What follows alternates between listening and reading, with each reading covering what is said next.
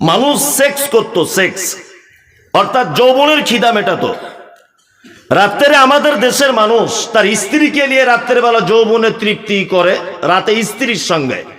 আইয়ামে জাগেলিয়াতে বেটা তার মায়ের সঙ্গে রাতের বেলা সেক্স করত, ইতিহাস বলছে এটা।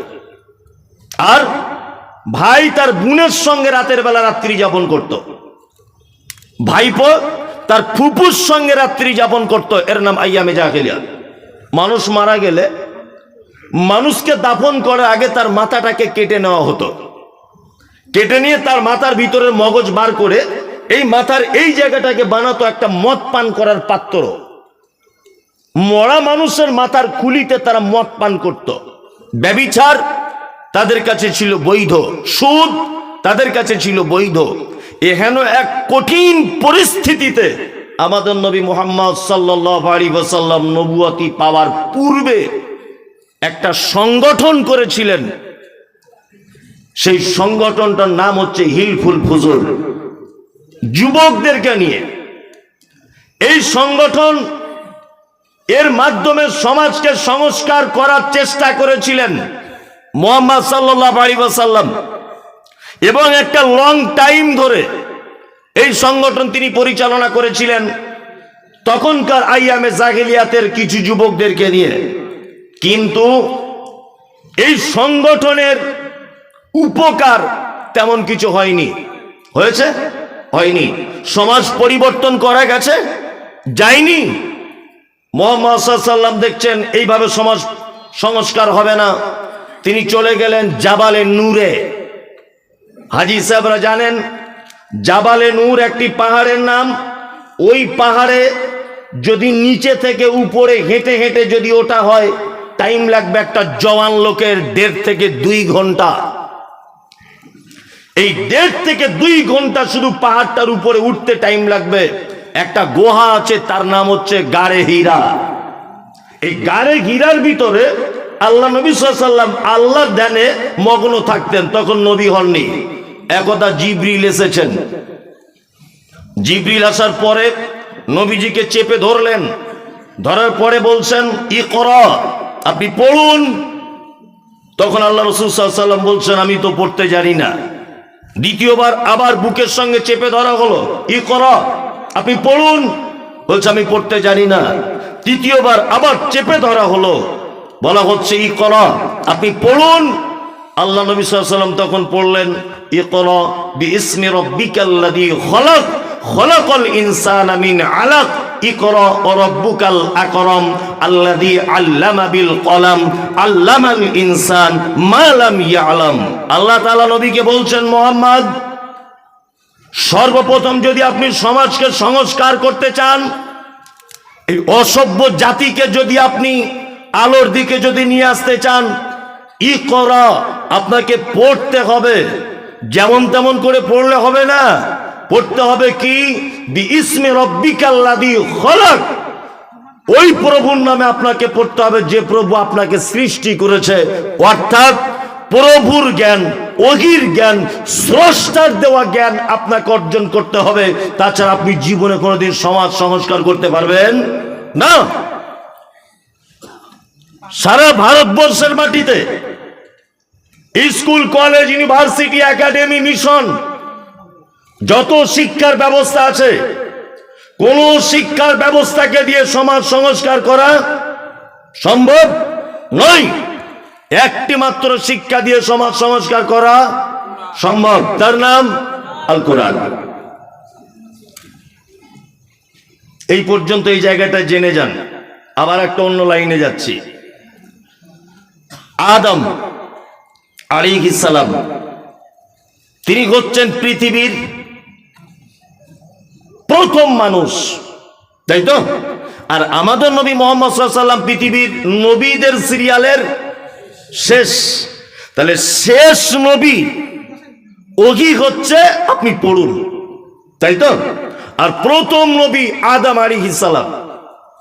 সর্বপ্রথম তৈরি করা হলো, তৈরি করার পরে আল্লাহ সুবহানাহু ওয়া তাআলা আদমের ব্যাপারে পবিত্র আল কোরআনের ভিতরে বলছেন, ওয়া আল্লামা আদামাল আসমাআ কুল্লাহা সুম্মা আরাদাহুম আলাল মালাইকাতি ফাকালা আনবিউনি বিআসমাই হাউলাই ইন কুনতুম সাদিকিন। আল্লাহ তাআলা আদমকে ডেকে বলছেন, আদম, সারা পৃথিবীতে যা কিছু আছে সমস্ত কিছুর নাম তোমাকে আমি জানিয়ে দিলাম। এটার নাম মাইক, এটার নাম আদা, এটার নাম রসুন, এটার নাম গাছ, এর নাম মুরগি, এর নাম কলা, এর নাম আপেল, এর নাম আসমান, এর নাম জমিন। সারা পৃথিবীর প্রতিটা জিনিসের শিক্ষা দিয়ে দিলেন কে? আল্লাহ। প্রতিটা জিনিসের শিক্ষা দিয়ে দিলেন। তার মানে পৃথিবীর প্রথম মানুষ আদম আলাইহিস সালাম, ওনাকেও প্রথমে শিক্ষা দেওয়া হয়েছে, আর তারপরে শেষ নবী বা রাসূল, ওনাকেও কি বলা হয়েছে? আপনি পড়ুন। এবার আপনাকে আমি দুটো শিক্ষার ডিফারেন্স দেখাচ্ছি। আর সামাজিক কিছু রোগ যেগুলো ক্যান্সারে পরিণত হয়েছে এগুলো বলছি। এগুলো বললে আমি জানি যে কিছু সাধারণ মানুষ আমাকে খারাপ বলবে, যে আপনাকে আনাটাই ভুল হয়েছে, আপনাকে না আনাই ভালো ছিল, কারণ আপনাকে আমরা আনলাম আর আপনি সর্বনাশ করে দিয়ে চলে গেলেন। আমি মমতাজুল ইসলাম সোশ্যাল মিডিয়াতে যখন কথা বলি, অনেক মানুষ গালাগালি দেয় বা অনেক কটু কথা বলে, অনেক আপত্তি জানায় তারা। আসলে ঘটনা হচ্ছে, ইউটিউব যেগুলো দেখতে পাচ্ছেন না, হ্যাঁ, এরা কিন্তু কিছু কথা কাটিং করে করে তবে ছাড়ে, তাই না? মমতাজুল ইসলাম নামে যত ইউটিউব চ্যানেল আছে বা ফেসবুকে যত পেজ আছে, একটাও, আমি আল্লাহর কসম বলছি, আমার নয়, সব ভুয়া। সব আমার নাম দিয়ে খুলে রেখেছে। নিয়ে আমি বসে আছি, আমার পাশে একটা উলঙ্গ মেয়েকে বসিয়ে দিয়েছে, থাম্বেল বানিয়ে ছেড়ে দিয়েছে। মানুষ আমাকে ফোন করে বলছে, আপনার মতো লোক চ্যানেল খুলেছেন আর নারীর ছবি, অনেক লোক অভিযোগ। ওই জন্য আমি নিজে একটা সিদ্ধান্ত উপনীত হলাম যে এইভাবে মানুষের তো আর অকথ্য ভাষা শোনা যাবে না। আমি গত পরশুদিন নিজে একটা ফেসবুকে পেজ খুললাম, মমতাজুল ইসলাম অফিসিয়াল, এবং ওটাতে বলে দিয়েছি যে আমার বিপক্ষে বা আমার বক্তব্য কোনো রকমের কিছু জানার থাকলে অবশ্যই আপনি এইটাতে জানবেন। এইটা অরিজিনাল আমার মমতাজুল ইসলাম অফিসিয়াল, বাকি সব ফেক। আমার নাম দিয়ে যারা চালায়, অনেক গালাগালি করে। আসলে আপনারা তো কাটিং বক্তব্য শোনেন। আজকে আমি এখানে বাস্তব আপনাদের সামনে বসে বক্তব্য রাখছি। দেখুন তো আমি বিতর্কিত কথা বলি না মানুষ ভুল বুঝে আমার কথা নিয়ে বিতর্ক করে, এটা আপনাদেরকে বিচার করার জন্য শেষ পর্যন্ত অনুরোধ থাকলো। এক, দুটো শিক্ষার ডিফারেন্স বোঝাচ্ছি আপনাকে। আপনার ছেলেটা ক্লাস 7-এ পড়ে, ক্লাস 7-এ। ও যে কাঁধে ব্যাগটা নিয়ে স্কুলে যায়, ওর ব্যাগের ওজন 15 কেজি। 15 কেজি না হলেও 10 কেজি তো হবেই, হবে না? এখন আবার রাজ্য সরকার ক্লাস 7 পর্যন্ত মনে হয় খিচুড়ি বা ভাত টাত খেতে দেয়। মানে ওই বাসন আর গেলাস ধরে সব মিলে ওজন করলে 10 কেজি হবে। সাবজেক্ট কটা? সাবজেক্ট ধরে নেন এখন 10টা, তাই না? 10টা। অথচ হেডমাস্টার যে রুমে বসে আছে ওই রুমটাতে লেখা আছে নো স্মোকিং, ধূমপান করিবেন না। 15টা বই পড়ে একটা ছাত্র 15 বছর পরে আইপিএস অফিসার হয়েছে। ও যে রুমটাতে বসে আছে ওখানে লেখা আছে ধূমপান করিবেন না। এসপি হয়েছে একটা ছেলে, ও যে অফিসে বসে থাকে ওখানে লেখা আছে নো স্মোকিং, ধূমপান করিবেন না। তার মানে নয় নিজে করে, নয় অন্য কেউ এসে ওর অফিসে ধূমপান করেছে, আর নয় কারু করার সম্ভাবনা আছে। মানে একটা ছেলে 15টা সাবজেক্ট নিয়ে পড়াশুনো করলো যে স্কুলে, ওই 15টা সাবজেক্টে একটা কোথাও লেখা নেই যে ধূমপান স্বাস্থ্যের পক্ষে ক্ষতিকারক, এটা লেখা নেই, এটা পড়ানো হয় না। ওই জন্য দেখতে পাবেন যে যারা দুনিয়াবি শিক্ষায় শিক্ষিত অফিসার, একটু হাই কোয়ালিটি, তাদের রুমে এগুলো লেখা থাকে। থাকে কি থাকে না? থাকে, থাকে। কি আজব একটা শিক্ষা, তার নাম দ্বীনি শিক্ষা। আপনি জীবনে কোনো মসজিদে দেখেছেন মেন গেটে লেখা আছে ধূমপান করিবেন না? দেখেছেন? কোনো মাদ্রাসায় দেখেছেন যে মেন গেটে লেখা আছে ধূমপান করিবেন না? আছে না। মুহাম্মদ সাল্লাল্লাহু আলাইহি ওয়াসাল্লাম বলেছেন ধূমপান হারাম। অবশ্যই স্বাস্থ্যের পক্ষে এটা মারাত্মক ক্ষতিকর, এটা হারাম। এই মুমতাজুল ইসলাম আপনাকে বলছি, সোশ্যাল মিডিয়াতে বা অনেক আলেমরা ফতোয়া দিচ্ছে এটা যে বিড়ি পান করা মাকরু, বলছে না, বলছে মাকরু। মাকরু আবার কি? দুটি অপশন, একটা বৈধ একটা অবৈধ। মদের সংজ্ঞা দিয়েছে ইসলাম এইভাবে। কিভাবে দিয়েছে? আল্লাহ নবী সাল্লাল্লাহু আলাইহি ওয়াসাল্লাম বলেছেন এমন এক নেশাদার দ্রব্য, তুমি যদি তার বেশি পরিমাণে খাও, তোমার মাথা যদি উল্টা দিকে চক্কর লাগায়, এর নাম হচ্ছে মদ। আমি মুমতাজুল ইসলাম জীবনে কোনোদিন বিড়ি পান করিনি। আপনি যদি আমাকে বিড়ি পান করিয়ে দেন একসঙ্গে 20টা, তাহলে আমার মাথা চক্কর লাগবে কি লাগবে না? লাগবে। এটা হারাম, এটা হারাম। অনেক মানুষ এটা মকরু মনে করে পান করছে, এটা ছোটখাটো পাপ। এই এক গ্লাস মদ পান করলে যে পাপ হবে, একটা বিড়ি পান করলে একই পাপ। কোনো পাপের কোয়ালিটি ডিফারেন্স নেই। আরে পায়খানার আবার কোয়ালিটি হয়, যেটা হেডমাস্টারের পায়খানা একটু সেন্ট বেশি আর ওটা কর্মচারীর গন্ধ বেশি, এরকম ব্যাপার আছে নাকি? হারাম হারাম। কি বলছি বুঝতে পারছো? এটা আমরা মুসলমান এগুলো খাচ্ছে কি খাচ্ছি না? বিড়ি পান করছি। অনেক মানুষ আছে না, এখনো যদি এখানে চেক করা যায়, তার মনে 100 লোকের পকেট থেকে বার হবে। বার হবে কি হবে না? হবে। অনেক মানুষকে দেখতে পাওয়া যায় যে বাড়ি থেকে ফজরের নামাজ পড়বে, উঠেছে, তা উঠে ওর উচিত ছিল একজন মুসলিম উম্মাহ হিসাবে একটা মেসওয়াক খুঁজে মেসওয়াক করতে, দাঁতন করতে করতে মসজিদে যাওয়া। এটা ওর উচিত ছিল না? এই মেসওয়াক বাদ দিয়ে প্রথমেই বালিশের তলায় হাত দিয়ে বলছে, কই গো সাবিনার মা, দেশ লাইটা কোথায় রাখলে? মানে বাড়িতে বিড়ি ধরিয়ে মসজিদের গেটে ফেলে ও মসজিদের সালাত আদায় করছে। এরকম মুসল্লি আছে না? নেই? আছে। এত যে দুর্গন্ধ বাসি মুখে বিড়ি পান করলে, আল্লাহু আকবার। বোঝাতে চাইছিলাম আপনাকে এটা, যে ইসলামী শিক্ষা অর্থাৎ দ্বীনি শিক্ষা এমন একটি ব্যবস্থা যে একটা মানুষের দেহ, একটা মানুষের সমাজ, একটা মানুষের পরিবার সমস্ত কিছু থেকে তাকে হেফাজত করতে পারে কি পারে না? পারে, পারে। এবার আপনাকে বলছি, কোরআনের শিক্ষা যাদের ভিতরে নেই তাদের ব্যাপারে আল্লাহ তাআলা কি বলছেন? আল্লাহ বলেন, কুল হাল ইয়াস্তাবিল্লাযীনা ইয়ালামুনা ওয়াল্লাযীনা লা ইয়ালামুন। নবী আপনি বলে দেন তো, যারা এটা জানে আর যারা জানে না, তারা কি দুজনা সমান? সমান কি সমান নয়? সমান, সমান নয়। আল্লাহ তাআলা আবার অন্যত্রে বলছেন, কুল হাল ইয়াস্তাবিল আ'মা ওয়াল বাসীর ওয়াজ যুলুমাতু ওয়ান নূর। এই জায়গাটা আপনার সঙ্গে আমার একটু বিতর্ক হলে হতে পারে। এই আয়াতটাতে আল্লাহ তাআলা কোরআন মাজিদে বলছেন, আমি অনুপরিমাণ কম বেশি করার ক্ষমতা রাখি না, শুধুমাত্র বাংলা অনুবাদ করে দিচ্ছে আপনাকে। জানুন, দেখুন কথাটা আপনি কতটা নিতে পারছেন। এই কথাতে অনেক মানুষ রাগ করবে, এটা আমি জানি, কিন্তু আমি একথাও বলছি, রাগ করলেও কিছু করার নেই, আমাকে বলতেই হবে। আল্লাহ তাআলা বলছেন, কুল হাল ইয়াস্তাবিল আ'মা ওয়াল বাসীর ওয়াজ যুলুমাতু ওয়ান নূর।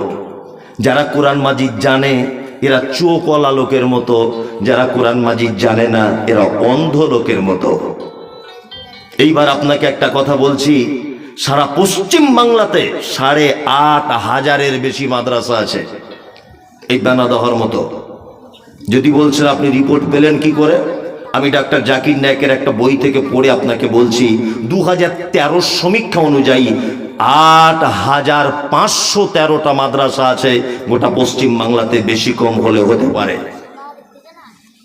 এই টোটাল মাদ্রাসাগুলি বিল্ডিং এর পরিবর্তন দেখেছেন, টোটাল মাদ্রাসাগুলি জমি কেনার উন্নতি দেখেছেন, কিন্তু টোটাল মাদ্রাসাগুলি যদি আপনি সমীক্ষা চালান, আজ থেকে 20 বছর আগে যে গতিতে চলেছে আজও সেই গরুর গাড়ির গতিতে চলছে, কোনো ডেভেলপ নেই। দেখেছেন? কোনো ডেভেলপ নেই। আমি যে সিলেবাস পড়ে এসেছি, এখন আমার বেটা সেটা পড়ে, আমার ওস্তাদও সেটা পড়েছে, তার ওস্তাদ সেটা পড়েছে, কোনো রকমের ডিফারেন্স নেই, একই সিলেবাস চলছে, কোনো উন্নতি নেই। উন্নতি না থাকার পিছনে একটা মারাত্মক কারণ আছে। আল্লাহর ভাষা বোঝার চেষ্টা করুন। সারা পৃথিবীতে নয়, সারা পশ্চিম বাংলাতে যত মিশন আছে, যত মিশন, এই মিশনগুলো দেখবেন আজকে 1 তলা, কাল 2 তলা, কাল 5 তলা। কি বলছি বুঝতে পারছেন না? এবছরে অ্যাডমিশন ফি 15,000, আবার আগামীতে দেখবেন 25,000। তবুও ছেলে ওখানে যাচ্ছে, যাচ্ছে কি যাচ্ছে না? যাচ্ছে। কারণ আছে, কারণ হচ্ছে এই যে মিশনগুলি যারা পরিচালনা করে এরা সব জেনারেল হাইফাই শিক্ষিত মানুষ। কি বলছি বুঝতে পারছেন না? ওরা জানে কোন মাস্টারকে দিয়ে কি বই পড়াতে হবে, কোন সিস্টেমে পড়লে আমার মিশনটা গ্রোথ হবে, আমার মিশনের ডেভেলপ হবে, এই জ্ঞান তাদের আছে। আছে না নেই? আছে। এই জন্য এত ডেভেলপ তাদের। আমাদের মাদ্রাসাগুলো গরুর গাড়ির মধ্যে চলছে কেন? তার একটা কারণ আছে। আল্লাহ বলছে যারা কোরআন মাজিদ জানে না এরা অন্ধ। আমরা মাদ্রাসা থেকে ইসলামের আলো জ্বলবে, তাই না? এই আলো জ্বলার জায়গাটা কিছু অন্ধ লোকের হাতে আমরা দিয়ে দিয়েছি, কোরআনের ভাষাতে। অন্ধ। আমি মমতাজুল ইসলাম চোখে দেখি না, একদম চোখে দেখতে পাই না। আমার হাতে একটা 5 ব্যাটারির লাইট দেওয়া হয়েছে যে এই লোকটাকে একটু মেন রাস্তায় গিয়ে তুলে দিয়েছো তো। আচ্ছা বলুন তো আমার পক্ষে সম্ভব না অসম্ভব? বলুন সম্ভব না অসম্ভব? অসম্ভব। কারণ আমার কাছে লাইটই বাকি, দিনই বাকি, রাতই বাকি। আমি তো নিজে অন্ধ। তা আমরা এমন শ্রেণীর মানুষের আছে, এই মাদ্রাসা নামক জায়গাগুলো তুলে দিয়েছি, মসজিদ নামক জায়গাটা তুলে দিয়েছি। হাদিস এবং কোরআনের ভাষাতে আল্লাহ বলছে ও অন্ধ। অন্ধ মানুষের হাতে এত বড় একটা দায়িত্ব দিলে সমাজ কোনোদিন আলো পাবে বলে মনে হয়? হ্যাঁ, আমি মমতাজুল ইসলাম কোনোদিন ফুটবল খেলতে পারি না। তা আপনাদের বেনাদহাতে এসেছি, এসে দেখছি একটা 16 দলীয় ফুটবল ম্যাচ চলছে। এখন গ্রামের এই লোকটা আমাকে সম্মান দিয়ে বলছে আপনি এসেছেন, আল্লাহু আকবার, আপনি এত বড় বক্তা, আপনি এলেন। রেফারির কাছ থেকে বাঁশিটা কেড়ে নিয়ে আমার কাছে দিয়েছে, দিয়ে বলছে রে আপনি খেলাটা আপনি পরিচালনা করুন। 16 দলীয় ক্রিকেট ফুটবল খেলা, নাইজেরিয়ান থেকে প্লেয়ার এসেছে, ওই কলকাতা থেকে এসেছে, ওই মালদা টাউন থেকে এসেছে। এই রকম একটা দামি খেলা আমি মমতাজুল ইসলাম কি করে অফসাইড বুঝি না, হ্যান্ডবল কাকে বলে বুঝি না, কিভাবে বল থ্রো করতে হয় এ জ্ঞান আমার নেই। হ্যাঁ, কি করে অফসাইড হয় এ জ্ঞান আমার নেই। আমার হাতে যদি বাঁশি ধরিয়ে দেওয়া হয়, বলুন তো খেলাটা শেষ পর্যন্ত চলবে না মাঝখানে 4-5টা প্লেয়ার মাথা ফেটে বহরম হসপিটালে ভর্তি থাকবে? কোনটা? হসপিটালে ভর্তি থাকবে। আমি আমার পক্ষে সম্ভব নয়। আল্লাহ সুবহানাহু ওয়া তাআলা মসজিদের ইমাম সাহেব কোন কোয়ালিটির হবে এ কথা কোথাও বলেনি। ইমাম সাহেবের দেখতে ভালো হবে এ কথা বলেনি কোথাও। আল্লাহ এ কথা কোথাও বলেনি যে ইমাম সাহেবের যোগ্যতা কতটা থাকা লাগবে। আল্লাহ তাআলা এ কথা কোথাও বলেনি। ইমাম সাহেব বেটে হলে চলবে না, লম্বা চওড়া দেখতে ভালো ফিগার হতে হবে, তবে ইমামতির দায়িত্ব পাবে। মাদ্রাসার শিক্ষক তোমার বড় পাঞ্জাবি পড়তে হবে, তাছাড়া তুমি মাদ্রাসায় চান্স পাবে না, এ কথা আল্লাহ সুবহানাহু ওয়া তাআলা কোথাও বলছেন না। তবে হাদিসে এতটুকু জানা যায় যে একটা ছেলে তোমাদের ভিতরে যদি সে কোরআন মাজিদ বেশি জানে তাহলে সে ইমামতি করবে। কোরআন মাজিদ যদি দুজনার জানাতে সমান হয়ে যায় তাহলে যে পরেশগারিতায় বেশি সেই ইমামতি করবে। পরেশগারিতায় যদি দুজন সমান হয়ে যায় তাহলে এক কাজ করিও, যার বয়স বেশি সেই ইমামতি করবে। এতটুকু কিন্তু ইমাম সাহেবের কোন রকমের কোয়ালিটি বর্ণনা করা হয়নি। হয়েছে? হয়নি। অথচ আল্লাহ সুবহানাহু ওয়া তাআলা ইমামের ব্যাপারে আঙুল না তুলে কমিটির ব্যাপারে আঙুল তুলতে গিয়ে বলেছে মসজিদ যারা পরিচালনা করবে 1 নম্বর শুনে রেখে দাও, আল্লাহর প্রতি তোমার ঈমান থাকা চাই। 2 সালাত আদায় করবে। 3 যাকাত প্রদান করবে। 4 নম্বর আল্লাহ ছাড়া পৃথিবীর কাউকে ভয় করবে না। আল্লাহ সুবহানাহু ওয়া তাআলা বলছেন আশা করা যায় এরাই হিদায়াতের উপরে রয়েছে। তার মানে বোঝা যায় যে ইমাম নির্বাচন করার আগে আল্লাহ সুবহানাহু ওয়া তাআলা আগে কমিটি নির্বাচন করেছেন। তার মানে আল্লাহ বোঝাতে চাইছেন কমিটি যদি সব ইমামদার হয়ে যায় তাহলে ইমাম সাহেব আর উল্টো পাল্টা হবে কে? না। কি রণকৌশল! আল্লাহু আকবার। এইবার আপনাকে বলি, শিক্ষিত মানুষের মর্যাদা আল্লাহ সুবহানাহু ওয়া তাআলা দিয়েছেন, তাই না? কে দিয়েছেন? কে? আল্লাহ দিয়েছেন। শিক্ষিত মানুষের মর্যাদা আমরা দিতে পারি না। তাই বলে আপনাকে এই কথা বলছি, নবীজি বলেছেন তালাবুল ইলমি ফারিজাতুন আলা কুল্লি মুসলিমিন, প্রত্যেক প্রত্যেক মুসলিম নরনারীর উপরে ইলমে শিক্ষা করা ফরজ। এখন এই জায়গাটা আল্লাহর নবী একথা বললেন না যে অন্য কোনো শিক্ষা অর্জন করা যাবে না, এ কথা বলেছেন? বলেননি। অন্য শিক্ষাতেও আপনি শিক্ষিত হন, কোনো অসুবিধা নাই, কোনো প্রবলেম নাই, তবে বাধ্যতামূলক আপনাকে দ্বীনের শিক্ষা অর্জন করতেই হবে। আপনার ছেলে ডাক্তার হোক, মাস্টার হোক, প্রফেসর হোক, ইঞ্জিনিয়ার হোক, ব্যারিস্টার হোক, হাকিম হোক, উকিল হোক, আইপিএস হোক, আপনার ছেলে বিডিও হোক, এসডিও হোক, সব কিছু হোক, কিন্তু আপনার ছেলে যেন একটু দ্বীনের জ্ঞান তার ভিতরে থাকে। কি করে স্রষ্টাকে চিনতে হয়, কি করে কোরআন মাজিদ পড়তে হয়, কি করে সালাত আদায় করতে হয়, কি করে ওযু করতে হয়, পিতামাতার সঙ্গে কেমন ব্যবহার করতে হয়, বড়দের সঙ্গে কেমন ব্যবহার করতে হয়, এটা যেন হাদিস এবং কোরআনের মানদণ্ডে তার জ্ঞান থাকে। আপনার এই শিক্ষা শিখে আপনি পাপী হবেন কখন, গুনাহগার কখন হবেন? যখন আপনি এই দুনিয়াবি শিক্ষা অর্জন করার ফলে শিক্ষা প্রয়োগের ক্ষেত্রে আপনি যদি উল্টা পাল্টা করেন তাহলে হবেন আপনি পাপী। কি বললাম বুঝলেন নাই? প্রয়োগের ক্ষেত্রে স্কুলে পড়ানো হয়, এর নাম হচ্ছে মেরি, কোরআন বলছে এর নাম মারিয়াম। স্কুলে পড়ানো হচ্ছে এর নাম যিশু, কোরআন বলছে এর নাম ঈসা। কোরআন বলছে ফাইন্না খালাকনাকুম মিন তুরাবিন সুম্মা মিন নুতফাতিন সুম্মা মিন আলাকাতিন সুম্মা মিন মুদগা। আল্লাহ বলছে মানুষকে আমি সৃষ্টি করেছি মাটির উপাদান দিয়ে, অথচ স্কুলে আপনার বাচ্চা শিখছে বানর থেকে মানুষ হয়েছে, চার্লস ডারউইনের থিওরি। স্কুলে হচ্ছে কি হচ্ছে না?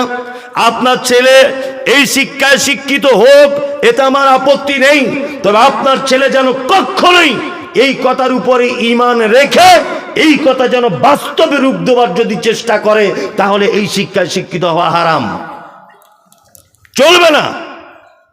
আপনার ছেলে এটা জানুক ওর নাম যিশু, কিন্তু আপনার ছেলের সাথে সাথে এটাও জানুক যে ওর নাম ঈসা আলাইহিস সালাম। আপনার ছেলে এটা জানুক ওর নাম মেরি, সাথে সাথে এটাও জানুক আপনার ছেলে যে ওর নাম মারিয়াম। আপনার ছেলে এটা জানো চার্লস ডারউইনের থিওরি, বানর থেকে মানুষ হয়েছে, এটা আপনার ছেলে জানো। এটা দুনিয়ার শিক্ষায় শিক্ষিত হতে হয়, পরীক্ষায় লিখতে হয়, কিন্তু আপনার ছেলে যেন সাথে সাথে এটাও জানে যে মানুষকে আল্লাহ সুবহানাহু ওয়া তাআলা মাটির উপাদান দিয়ে তৈরি করেছে। কি বলছি বুঝতে পারছেন না? কি আশ্চর্য তথ্য আমাদেরকে পড়ানো হয়, কি আশ্চর্য ব্যাপার। কিছুদিন আগে আমাকে একজনা জিজ্ঞাসা করছে জলসাতে, কি জিজ্ঞাসা করছে? বলছে আপনাদের সব ভালো, আপনাদের ভণ্ডামি বেশি মৌলভী সাহেবদের। যে কি ভণ্ডামি বেশি? বলছে আমরা ছোটবেলাতে শিখেছি আলিফ বে তে সে জিম হে খে, আমরা ছোটতে শিখেছি না? এখন আবার মৌলভী সাহেবরা ঢং করে বলছে আলিফ বা তা সা জিম হা খ। এটা কেমন হলো? হ্যাঁ, তাহলে আপনি কি করেন? বলছে আমি পেশা একজন প্রাইমারি স্কুলের টিচার। বললাম বাহ, তাহলে আগে আলিফ বে তে সে এটা ছিল, আপনার প্রশ্ন জেগেছে আলিফ বা তা সা এটা কেন হলো? আচ্ছা বলুন তো, আপনি লিচু বানান করুন, লিচু। তা বলছে লয় হস্যি চয় হস্যু লিচু। যে কেন? অ আ হস্যই দীর্ঘ এতে লি বলে একটা অক্ষর আছে না, আছে না নেই? আমি বললাম মাস্টার মশাই তাহলে লি দিয়ে লিচু হলো না কেন, ল দিয়ে কেন হলো? হ্যাঁ, লি চয় হস্যু লিচু হবে, ল দিয়ে হলো কেন? উত্তরটা দেন। বলছে আপনাদের সঙ্গে কথা বললে তো পেঁচে লাগিয়ে দিবেন, পারা যাবে না। পেঁচে নয়, আপনার ভিতরে গাদা গাদা এরকম সিস্টেম রয়েছে যেগুলো মানুষ জানে তারপরেও বলতে পারে না। শুধু আপনার আলেমদেরকে দেখতে পান, শুধু আলেমদেরকে দেখতে পান, আর কাউকে দেখতে পান না। যে কথা আপনাকে বলছিলাম, আপনার ছেলে ওই শিক্ষা শিক্ষিত হোক, কোনো আপত্তি নেই, তবে আপনার ছেলেকে বুঝে নিতে হবে যে কোরআন মাজিদের বিপক্ষে কথা বলেছে। বলছে মানব থেকে মানুষ হয়েছে, কি আশ্চর্য শিক্ষা। মাঝে সাঝে হাসি পায়, খুব হাসি পায়। এই যে আমাদের বিভিন্ন মাস্টার মশাইদের ঘরে দেখবেন লাগানো আছে একটা ক্যালেন্ডার, প্রথমে একটা ছোট্ট মানুষ, হ্যাঁ, তারপরে দেখবেন একটা গড়িয়াল, তারপরে দেখবেন আর একটা মানুষের মতো দেখতে, তারপরে দেখবেন আর একটা, তারপরে দেখবেন আর একটা প্যান পড়া নেই, চামড়ার এরকম একটা হাফ প্যান মতো, তাই না, হাতে লাঠি, তারপরে দেখবেন মানুষ। মানে বোঝাতে চাই যে প্রথমে বাঁদর ছিল, তারপরে ওখান থেকে আর একটু হাইব্রিড বাঁদর হলো, ওর থেকে গড়িয়াল হলো, ওর থেকে আর একটু ইয়ে হলো, ওর থেকে বেনাদো হাতে এসে মানুষ হয়ে গেছে। এটা বোঝাতে চায় না? হ্যাঁ, ওদের মাথাতে কি মগজ নাই নাকি? ছি ছি ছি ছি, এগুলো কি করে মানুষ বুঝে এই বিজ্ঞানের যুগে? হ্যাঁ, বোকা মানুষ তো বুঝবে না। আপনার বাড়িতে একটা গরু আছে, দেশি গরু। আমি যদি অস্ট্রেলিয়ান একটা হাইব্রিড গরুর বীর্যকে এনে ডাক্তারবাবুর পরামর্শে যদি তার ভিতরে যদি পুশ করি, আচ্ছা বলুন তো, হাইব্রিড একটা গরুর বাচ্চা তার পেট থেকে পাওয়া যাবে কি যাবে না? যাবে, সম্ভব, অবশ্যই সম্ভব। কিন্তু আমি যদি একটা ঘোড়ার বীর্যকে নিয়ে যদি ওই গরুর জরায়ুতে যদি পুশ করি, আচ্ছা বলুন তো, ঘোড়ার বাচ্চা হবে সম্ভব না অসম্ভব? অসম্ভব, হতে পারে না। কারণ ওর পেটের ভিতরে ঘোড়ার সিস্টেম নেই, গরুর সিস্টেম আছে। তাহলে মানুষ সব ওই করতো। বানর একটা ভিন্ন প্রাণী, তার থেকে মানুষ হয় কি করে? তার থেকে অন্য জাতের বানর হতে পারে। যেমন ঘোড়াতে আর গাধাতে মিলন করলে ঘোড়ার মতো একটু দেখতে হয়, গাধার মতো একটু দেখতে হয়, খচ্চর, এটা সম্ভব। কিন্তু বানর আর কোথায় মানুষ? এটা হয় কি করে? আল্লাহু আকবার। আপনার ছেলে এগুলো সব শিখুক, বানর থেকে মানুষ, এটা আপনার বেটা শিখুক। কিন্তু আমার আপত্তি এই জায়গায়, সাথে সাথে এটাও আপনার বেটা জানুক যে মানুষকে মাটির উপাদান দিয়ে তৈরি করা হয়েছে। তাহলে দুটোই বজায় থাকবে, এটাও থাকবে ওটাও থাকবে। শিক্ষিত মানুষদের সম্মান আমরা দিতে পারিনি, ইসলাম দিয়েছে। ইসলাম শিক্ষিত মানুষদের কত সম্মান দিয়েছে, এই দেখুন। আপনাকে শিক্ষার কত মর্যাদা দিয়েছে ইসলাম। আচ্ছা বলুন তো, বাড়িতে কুকুর লালন পালন করা এটা জায়েজ না না জায়েজ? না জায়েজ। নবীজি বলেছেন, কেউ যদি বাড়িতে ইচ্ছাকৃত যদি কুকুর যদি রাখে, প্রত্যেক দিন সকালে তার আমলনামা থেকে 2টি উহুদ পাহাড়ের সমান নেকি মাইনাস করে দেওয়া হবে। অনেক ধনী মানুষকে দেখতে পাওয়া যায় বাড়িতে ঢং করে বাড়িতে কুকুর পুষে রাখে, রাখে না? হ্যাঁ, ও জানে না যে ক্ষতি কি হচ্ছে। একে তো নেকি করতে পারে না, তারপরেও যে 50,000 দান করে নেকিটা হয়েছিল, কুকুর থাকার কারণে সাথে সাথে মাইনাস। চলবে না। তবে মুহাম্মদ সাল্লাল্লাহু আলাইহি ওয়াসাল্লাম এই কথা বলেছেন, প্রশিক্ষণ প্রাপ্ত কুকুর যদি হয় তাহলে তুমি তোমার বাড়িতে রাখতে পারবে, তোমার গরুর গোয়ালটা চৌকি দেওয়ার জন্য, তোমার সম্পদকে রক্ষা করার জন্য, তোমার বাড়িতে সিকিউরিটি হিসেবে কাজ করবে। প্রশিক্ষণ প্রাপ্ত শিক্ষিত কুকুর হলে রাখা বৈধ। কি বুঝলেন? মুহাম্মদ সাল্লাল্লাহু আলাইহি ওয়াসাল্লাম শিক্ষিত কুকুরকে পর্যন্ত মর্যাদা দিতে গিয়ে বলেছেন তুমি তোমার কাজে লাগাতে পারো।